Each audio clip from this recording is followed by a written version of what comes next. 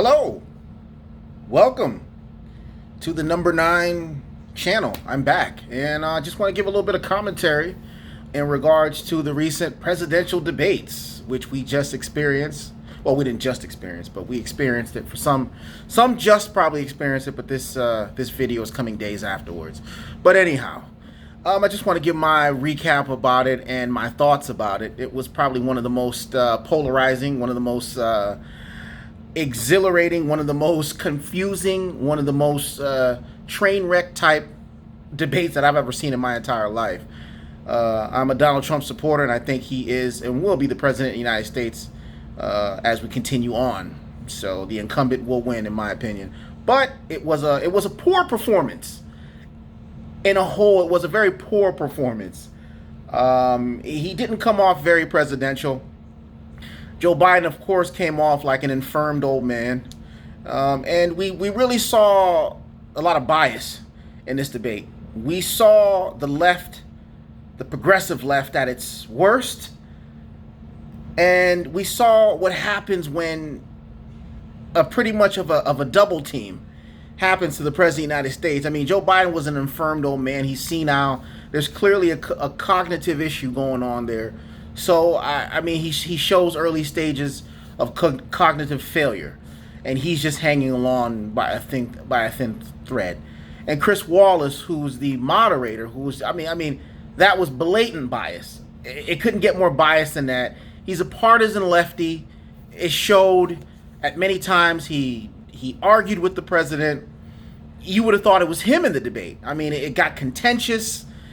Then it got a bit on the satirical, comedic end, and then insults were being thrown. It was all over the place. But I think in between all the chaos and in between all the madness and confusion and the hilariosity and the comedy of some of it, Donald Trump proved one thing. And he proved that he is an adversary. He is the ultimate opponent and the ultimate chess master. The ultimate chess master. And he knew what he was up against. He knew what he was up against. So he just gave it to him as they would give it to him, if you will. And they tried to bring it to him in the worst possible way, and he responded accordingly. Now again, could he have been a lot more professional? Could he have been a lot more graceful and poised? But that's not Donald Trump, is it? And I think that's why many of them love him as a president of the United States. Aside from his great track record prior to this so-called pandemic, we won't get into that. We had the best economy, the best form of national security, and comprehensive immigration like we've never seen. Stomped down hardcore immigration policies. And that was probably one of the main reasons Donald Trump gained my support.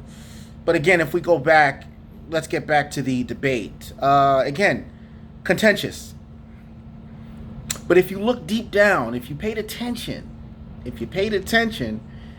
you saw that this was a hit job. That's what it was. The questions were designed to attack Donald Trump. Joe Biden really didn't get the bulk of any real questions. You know, it was almost like he was coddled in a sense.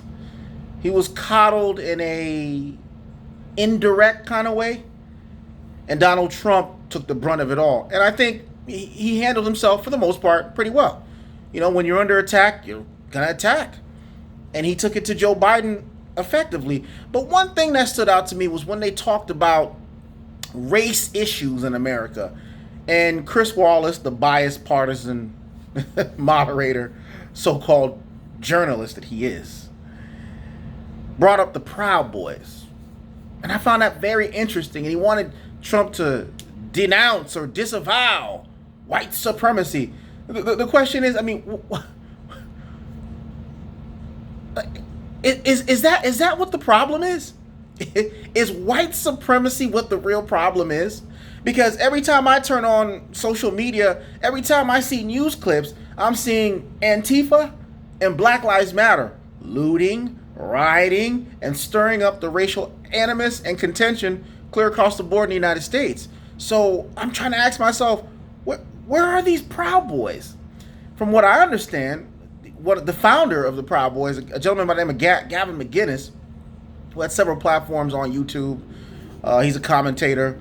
I believe he worked for Vice, the Vice channel at one point, the cable channel.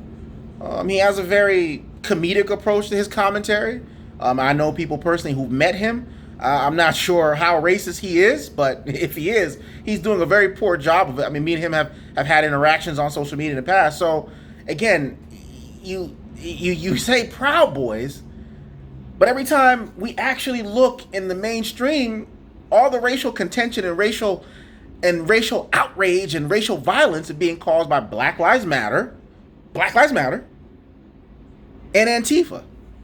Primarily violent attacks by Antifa. So this shows you how disingenuous and dishonest the mainstream media is. Completely dishonest. And it shows. That being said, what a debate. Probably this debate will go down in history as probably the biggest train wreck to some and the most eye-opening to others. But again, I thought Donald Trump at times did the best that he could.